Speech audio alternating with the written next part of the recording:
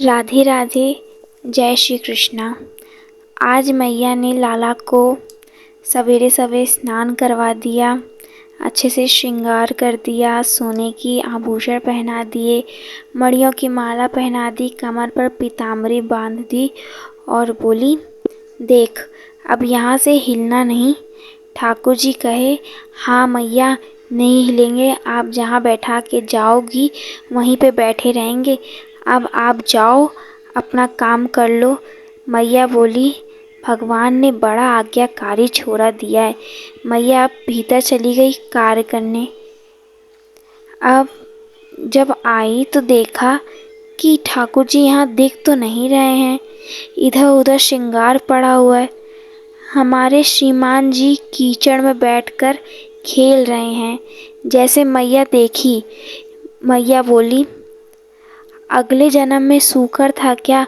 कन्हैया बोले, वाह मैया, हम तो सोचे थे कि तू ब्रज की कोई अनपढ़ सी ग्वालिन होगी, लेकिन तू तो भारी जोधसी निकली। हम बताए भी नहीं और आप पहचान भी ली कि हम कौन थे पिछले जन्म में। क्या से पता चला आपको?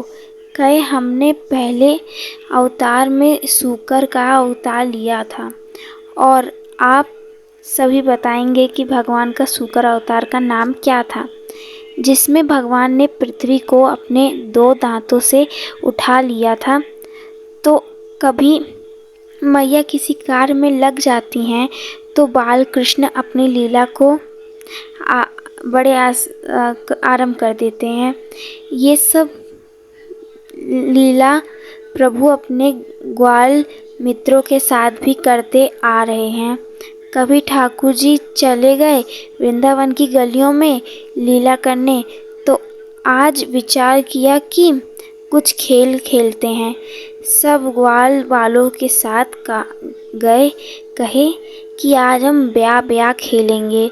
तो भैया ये कौन सा खेल है? सब बोले। ठाकुर जी बोले, हम बताएंगे ना। अच्छा ये बताओ कि दूल्हा कौन बनेगा? तो लाला बोले, इतना सुंदर दूल्हा दिखाई नहीं दे रहा है तुम लोगों को, हमसे अच्छा दूल्हा कहाँ मिलेगा? जो हमारे ठाकुर जी हैं, इनको बचपन से ही ब्याह करने का बहुत शौक़ था। जब भी मैया सुंदर श्रृंगार कर देती थी तो इनको लगता था कि ये इनका ब्याह होने जा रहा है। अब ठाकुर जी ग्वाल मित्रों से कहते हैं कि हम दूल्हे राजा हैं और तुम सब हमारे बाराती हो। अच्छा दूल्हे राजा, लेकिन जब ब्याह होता है तो उसमें अच्छा ढोल नगाड़े बजते हैं, घोड़ी आती है, घोड़ी पर दूल्हा बैठकर जाता है। तो आपकी बाराती कहाँ? हम हैं, हम क्या करें? हमारे पास ढोल नगाड़े तो है ही नहीं, कुछ है ही नहीं। तो अब ठाकुर जी बोले, देखो एक मटका लो, उसे एक छड़ी लो और उसी से बजाते चलो। किसी ने मटका को उठाया, किसी ने परात को उठाया, किसी ने तो डब्बा भी उठा लिया और उसी को सब बजाते हुए चल रहे हैं। तो घोड़ी तो मिलने से रही।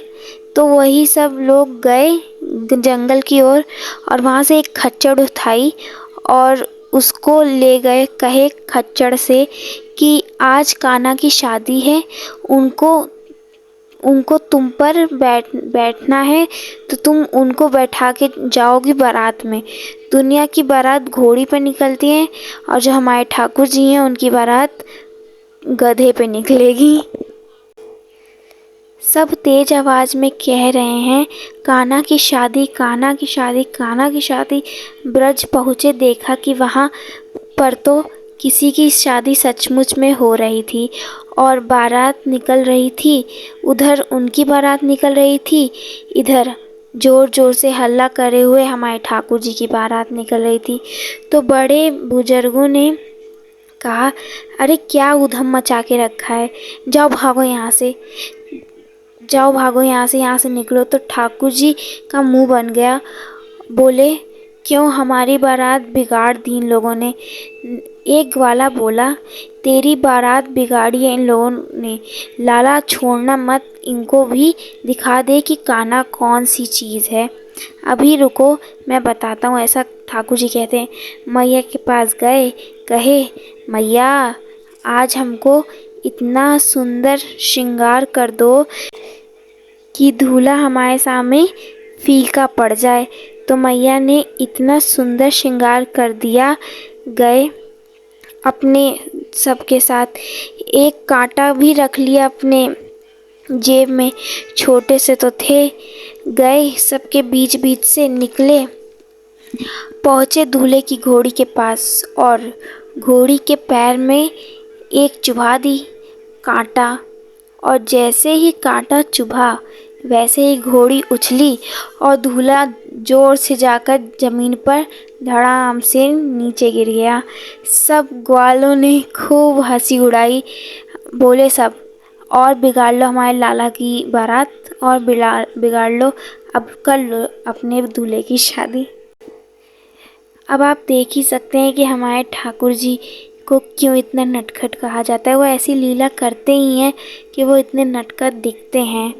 आप सभी को ये लीला ज़रूर अच्छी लगी होगी। आप सभी को राधे राधे, जय श्री कृष्णा।